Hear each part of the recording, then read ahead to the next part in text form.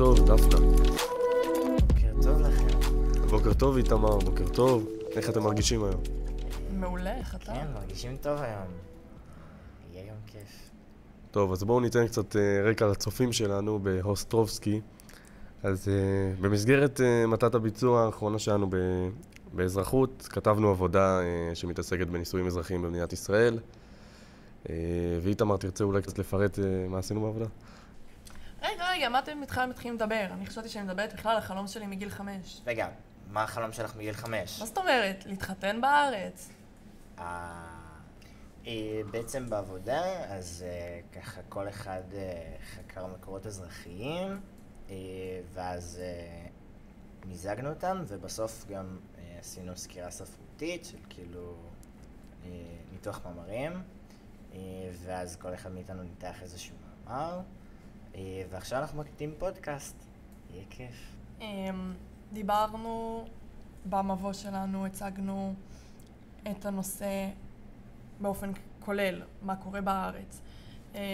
שכיום לחסרי דת יש את האפשרות להינשא נישואים אזרחיים, אך כל אזרח ישראל בעל ששייך לדת מסוימת לא יכול להינשא בנישואים אזרחיים וחייב להינשא בנישואים דתיים. דבר שפוגע במגוון זכויות וערכים שנציג בהמשך, כמו שוויון, חופש מדת, פלורליזם, חירות כלכלית. בעצם אז במהלך העבודה אז חקרנו על המון דעות של אנשים, בעד ונגד נישואים אזרחיים. בסוף אנחנו הגענו לעמדה שאומרת שצריך נישואים אזרחיים בישראל. קראנו הרבה סטטיסטיקות, שמענו הרבה גורמי מקצוע.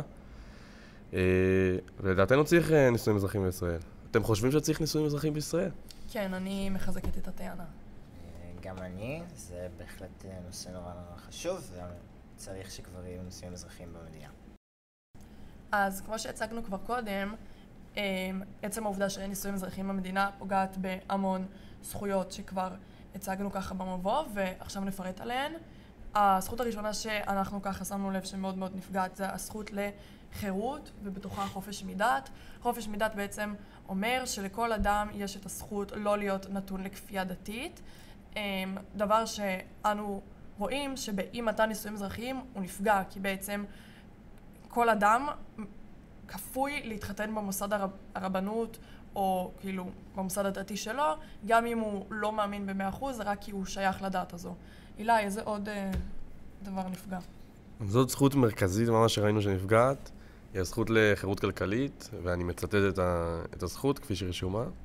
לכל אדם זכות לחיות, להחליט, לעשות, לפעול, להימנע מפעולה כרצונו. אז בעצם הזכות הזאת אומרת שכל אדם יכול בעצם לעשות מה שהוא רוצה, ולהימנע מאיזה פעולות שהוא רוצה. עכשיו, אם הוא יכול לפעול איך שהוא רוצה, כלומר, כמובן שזה לא משפיע על הזולת ועל אחרים, והוא לא יכול להתחתן עם מי שהוא רוצה, אז יש פה בעצם פגיעה בזכות הזאת. וזה בעיה קשה במדינת ישראל. בעצם עוד זכות שנפגעת, בעצם העובדה שאין נישואים אזרחיים, היא הזכות לשוויון. זה בעצם הזכות שכולם שווים בפני החוק. בעצם בגלל שאין היום נישואים אזרחיים במדינה, אז לא כל האנשים יכולים להינשא, ואז בעצם אין שוויון בפני החוק. כלומר, זוגות חד מיניים למשל לא יכולים להינשא בגלל שההלכה הרבנית לא מרשה את זה. אגב, ידעתם שממשלות ישראל לאורך השנים בעצם לא עושות כלום כדי לקדם את החוק. מה, למה? בעצם רוב הממשלות לא, רוב הממשלות במדינת ישראל הן לא רוצות לפגוע בחוק הזה, חוק בעצם לנישואים דרך הרבנות, בגלל שממשלות הימין לא פוגעות כי הן לא רוצות לפרק את הקואליציה, הן בדרך כלל יושבות עם סיעות חרדיות. ממשלות השמאל בעצם רוצות להסתמך על הסטטוס קוו, שזה ההסכם שהם חתמו ב-48. שנייה, אילי, בוא נסביר למאזינים מה זה סטטוס קוו בכלל. סטטוס קוו נחתם ב-1948, והוא בעצם מיישר קו על מספר נושאים על מנת לשמור על מצב מאוזן בין האוכלוסייה החילונית לבין האוכלוסייה הדתית במדינת ישראל. הוא מקפיד על כל הנושא של שמירת כשרות, של נישואים אזרחיים, של שבת ושל לימודים דתיים במערכת החינוך. במדינת ישראל יש הרבה חוקים בעצם, מקשים מאוד על זוגות חד-מיניים ועל אנשים שרוצים להתחתן בנישואים אזרחיים, או אנשים שמגדירים את עצמם ללא דת, להתחתן בישראל. אחד החוקים הכי מרכזיים שמפריע הוא בעצם חוק שיפוט בתי דין רבניים, שאומר בעצם שאנשים מחויבים להתחתן ולהתגרש בישראל במסגרת בית הדין של הדת שהם שייכים אליה. עכשיו, החוק מדבר ספציפית גם על יהדות, ואומר שיהודים יכולים להתחתן ולהתגרש רק בעצם ברבנות בישראל, וזה בעצם הבעיה שהרבה אנשים במדינה מנסים לפתור. מנגד, כן ניסו לעשות צעדים קטנים על מנת לקדם את הנושא, ובשנת 2010 חוקקו את חוק ברית הזוגיות לחסרי דת, שבעצם עד 2010 אנשים חסרי דת לא יכלו להתחתן במדינה, כאילו, כי בעצם לא הייתה להם דת, זאת אומרת, הם לא יכלו להתחתן דרך המוסד הדתי שלהם, ולא היה אפשרות לנישואים אזרחיים. ב-2010 אמרו שמי שמצליח להוכיח שהוא באמת חסר דת, תהליך מאוד קשה גם הוא, יוכל להתחתן בנישואים אזרחיים במדינה ולהירשם במשרד המשפטים בתור זוג נשוי. בעצם, אז המצב הקיים הזה הוביל לפיתוח כל מיני מסלולים שעוקפים את הנישואים במערכת הדין הרבנית. כמו למשל, ידועים בציבור, חיים ללא נישואים בכלל, או נישואים אזרחיים בחו"ל.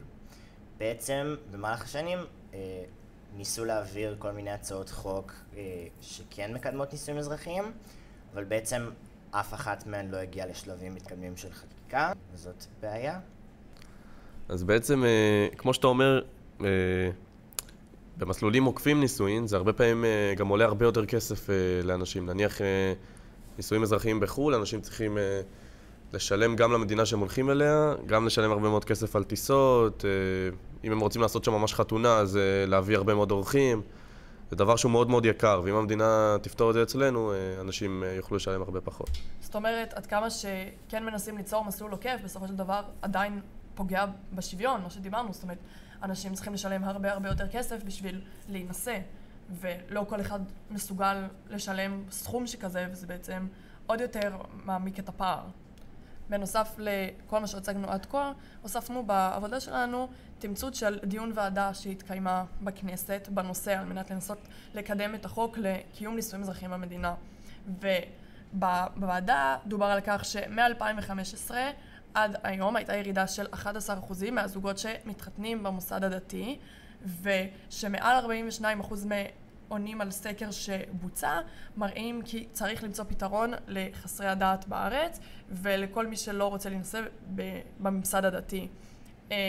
דבר זה רק מראה שמעבר לדיון בוועדה הזאת, קוימו עוד המון דיונים נוספים, ובעצם רק מדברים ולא מנסים לקדם שום דבר, והחוק בעצם נשאר תקוע. במהלך אחת הוועדות שמעתי רעיון בעצם של זוג שהתחתנו בפראג, זוג אזרחים ישראלים שבעצם אמרו שהעלויות שהם היו צריכים לשלם בשביל להתחתן בחו"ל, בשביל להינשא בנישואים אזרחיים, היו גבוהות בהרבה. עכשיו, הם אזרחים ישראלים לכל דבר, הם משלמים מיסים, הם עובדים, הם בעצם משרתים את המדינה, ולמרות זאת הם עדיין לא יכולים לממש את הזכות הכי בסיסית להינשא מדינה שלהם. ממש אבסורד, אתם לא חושבים? ברור. כן, זה ביזיון ממש, ביזיון. ממש הזוי. רגע, נראה לי קפצנו הרבה קדימה, דיברנו על המוסד האזרחי, אבל בואו רגע נדבר בכלל על המוסד הדתי ואיך הוא עובד. תמר. בעצם, אז כל זוג שרוצה להתחתן במוסד הרבני צריך לעשות תהליך רישום. התהליך הזה כולל 7 שלבים. בעצם השלב הראשון זה בדיקה של הבאים להירשם לנישואין. בעצם צריך לבדוק שהם יהודים ושהם רווקים ופנויים ושיש להם היתר נישואים להתחתן אחד עם השני. ואז אחר מכן הנרשמים בעצם מצהירים בעל פה על כל הדברים שנבדקו בשלב הקודם לפני הרושם והם חותמים. אחר כך מפרסמים את דבר רישום הנישואים, יש כל מיני נהלים, כל מיני דברים כאלה. אחר כך הכלה בעצם עוברת הדרכת כלות והזוג יכול להתחתן בחופה וקידושין, ואז בעצם מונפקות 2 תעודות נישואין לבני הזוג, עותק לכל בן זוג, ויש עותק של התעודה לתיק הנישואין שלהם, ויש עוד כל מיני עותקים שמופצים לכל מיני משרדים בממשלה. בעצם זה השלבים שרק זוג שאין לו בעיות צריך לעשות. לכל מיני אנשים צריכים לעשות עוד נהלים כאילו נורא מעצבנים. למשל, גרושה ואלמנה חייבת לחכות 3 חודשים מיום הגירושים או יום פטירה עד שהיא חייבת להתחתן, ואסור להתחתן עם כהנים. בעצם יש איזושהי עדה בהודו שבשביל להתחתן הם גם צריכים לעשות את כל השלבים שפירטתי, פלוס הם גם צריכים לבדוק שלא נערכו גירושין אצל האימהות שלהם 3 דורות אחורה. וואי, איזה תסביך. ממש. ובעצם הבעיה האמיתית פה זה שהדת נורא גזענית, והיא נורא מקשה על התהליך לבני זוג שרוצים להתחתן. בעצם אני קראתי מאמר לא מזמן של עורך דין זאב ולנר, שהוא בעצם בודק מה ההיתכנות לנישואים אזרחיים במדינת ישראל. אז הוא דווקא לוקח את זה לאספקט אחר, ומסתכל על זה מנקודת מבט אחרת. הוא מתמקד דווקא ביתרונות של נישואים אלה, מנקודת מבט של אנשים דתיים בישראל. אז אם אנחנו מסתכלים על העולם בכלל, אם הייתם צריכים לנחש באיזה יבשת, אין נישואים אזרחיים. מה הייתם מנחשים? אסיה? אפריקה. אוקיי. אז מה אני אגיד לכם שיש מדינות באפריקה שדווקא כן יש בהם נישואים אזרחיים, ובישראל עדיין אין. אשכרה. באתיופיה, בסנגל, ברואנדה, באוגנדה, בהמון מדינות שנחשבות עולם שלישי, יש נישואים אזרחיים, ובמדינת ישראל עדיין אין. יש בעצם, אם לוקחים 195 מדינות שמוכרות בעולם, רק ב-25 מדינות, מתוך ה-195 האלה, אין נישואים אזרחיים, ולכן אנחנו ממש מפגרים מאחור, זה מה שהוא מראה במאמר שלו. ובעצם ככה הוא מסביר שחייבים נישואים אזרחיים ודחוף. אני קראתי מאמר של הרב דוד סתיו, שהוא בעצם מסביר למה הוא נגד נישואים אזרחיים.